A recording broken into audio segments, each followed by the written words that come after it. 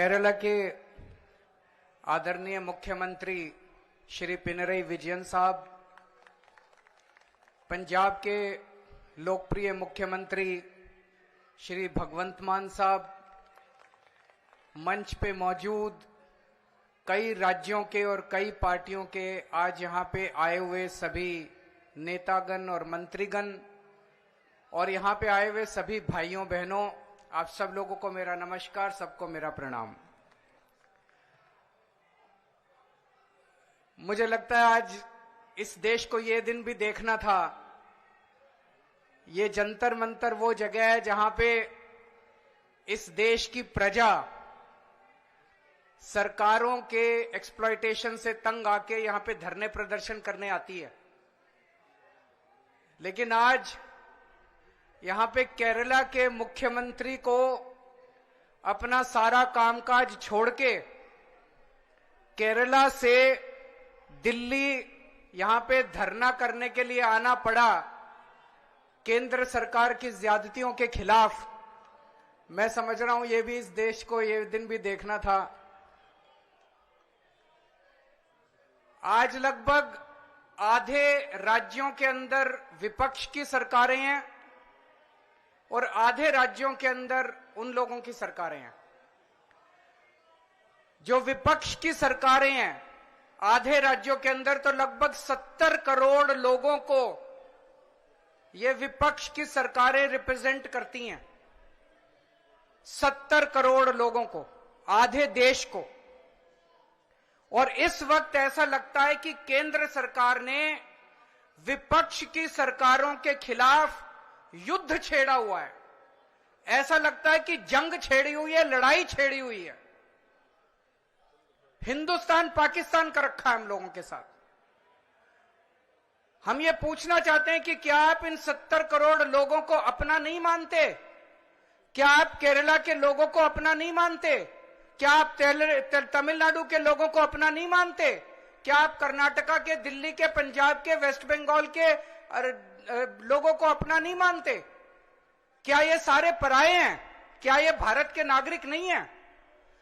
यहां के 70 करोड़ लोगों ने विपक्ष के लोगों को चुन के सरकार बनाई। संविधान के अंदर लिखा है कि इन सरकारों की क्या पावर है। शिक्षा की पावर राज्य सरकारों की, स्वास्थ्य की पावर राज्य सरकारों की, संविधान के अंदर लिखा है कि क्या क्या पावर है। आप हमें अपना काम ही नहीं करने देते। सारी विपक्ष की सरकारों को तरह तरह से प्रताड़ित करने के लिए आज केंद्र सरकार सारे हथकंडे अपना रही है। मोटे मोटे तौर पे देखें तो 3 तरह से केंद्र सरकार विपक्ष की सरकारों को तंग कर रही है। सबसे पहला, केंद्र सरकार जायज फंड, जो हक है राज्यों का, वो फंड नहीं दे रही है।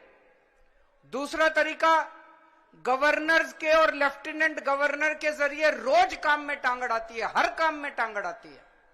और तीसरा तरीका, एजेंसीज को छोड़ के जिसको मर्जी पकड़ के जेल में डाले जा रहे हैं, जिसको मर्जी पकड़ के जेल में डाले जा रहे हैं। सबसे पहले मैं पहले तरीके पे आता हूं। यहां पे पिनरई विजयन साहब बैठे हैं, पंजाब के मुख्यमंत्री बैठे हैं, मैं दिल्ली का मुख्यमंत्री हूं और कई सारे राज्यों के मंत्रीगण आए हुए हैं।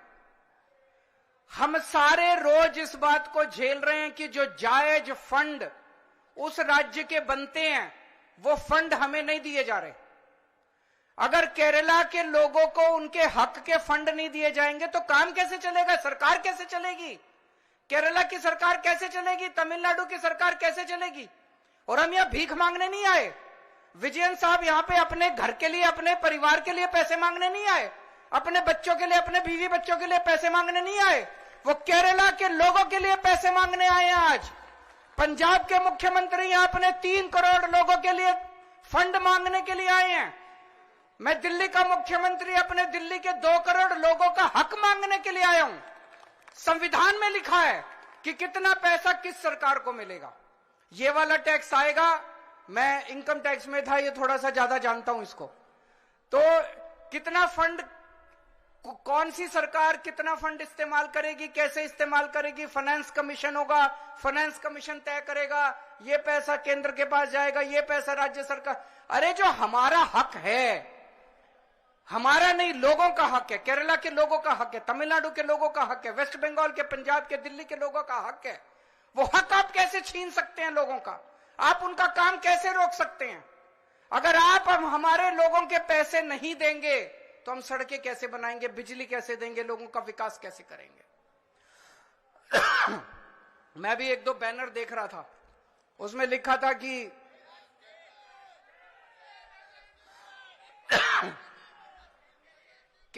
केरला के 8400 करोड़ रुपए रोके हुए हैं। और मान साहब से मैं थोड़े दिन पहले बात कर रहा था, पंजाब के भी 8000 करोड़ से ज्यादा फंड रोके हुए हैं। अब एक एक फंड, अभी पंजाब सरकार थोड़े दिन पहले सुप्रीम कोर्ट में गई कि हमारा पैसा रिलीज नहीं कर रहे, आरडीएफ का पैसा, आरडीएफ लगभग 4-5 हजार करोड़ बनता है, 5500 करोड़ रुपया आरडीएफ का, रूरल डेवलपमेंट फंड का पैसा इस्तेमाल रिलीज नहीं कर रहे। केरल भी गया, सुप्रीम कोर्ट की हेयरिंग अब अगले हफ्ते फिक्स हुई है और तुरंत केंद्र सरकार से फोन आ गया, आइए बैठ के बात करते हैं। तो हम छोटी छोटी बातों के लिए सुप्रीम कोर्ट जाएंगे क्या? ये क्या बदतमीजी है? आप अपना काम क्यों नहीं करते? हम हर चीज के लिए सुप्रीम कोर्ट के पास और भी तो बहुत काम है। सुप्रीम कोर्ट भरा हुआ है केसेस से, जनता के केसेस से। हम अपने फंड लेने के लिए भी, हमें फंड लेने के लिए जंतर मंतर पे आके बैठना पड़ेगा। आप लोगों को जान के ताज्जुब होगा, दिल्ली के लोग मिलके साल में 2 लाख करोड़ रुपए का इनकम टैक्स देते हैं, 2 लाख करोड़। और उस 2 लाख करोड़ में से बदले में दिल्ली के लिए हमें कितना पैसा मिलता है, गेस कर सकते हैं आप लोग? 2 लाख करोड़ रुपए हम केंद्र सरकार को देते हैं दिल्ली के लोग मिलके इनकम टैक्स में, और उस 2 लाख करोड़ में से दिल्ली के लोगों को एक साल में 325 करोड़ रुपए मिलते हैं। इतना तो अंग्रेजों ने भी नहीं लूटा होगा 100 साल में जितना ये लोग लूट रहे हैं। ये तो हद हो गई है। तो कपिल सिब्बल साहब का स्वागत है। दूसरी चीज, गवर्नर्स और लेफ्टिनेंट गवर्नर्स के जरिए ये जिस तरह से सरकारों को तंग कर रहे हैं, संविधान के अंदर साफ साफ लिखा है कि ये हमारे सब्जेक्ट्स हैं।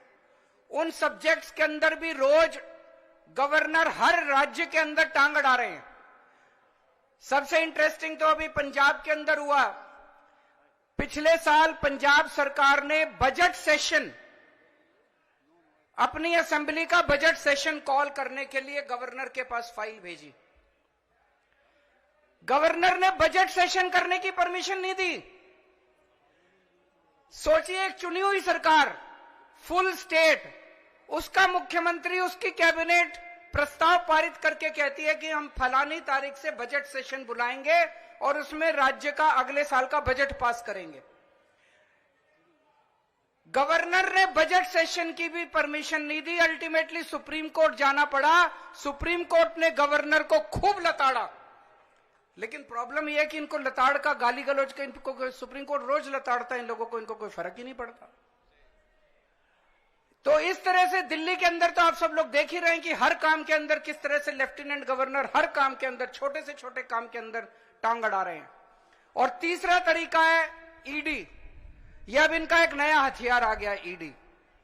अभी तक इस देश के अंदर यह कानून होता था कि अगर आपने कोई क्राइम किया तो उसकी जांच होती थी, फिर उसमें मुकदमा चलता था। मुकदमे में तय होता था कि कौन कौन दोषी है, कौन कौन निर्दोष है। जो दोषी है उसको सजा मिलती थी, वो जेल जाता था।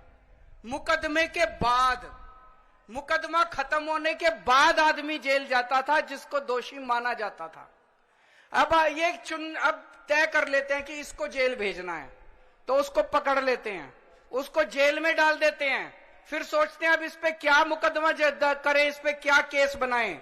फिर ये केस बनाते हैं और केस बनाने के बाद फिर वो तब तक जेल में रहता है जब तक कि मुकदमा पूरा ना हो जाए और वो निर्दोष साबित ना हो जाए।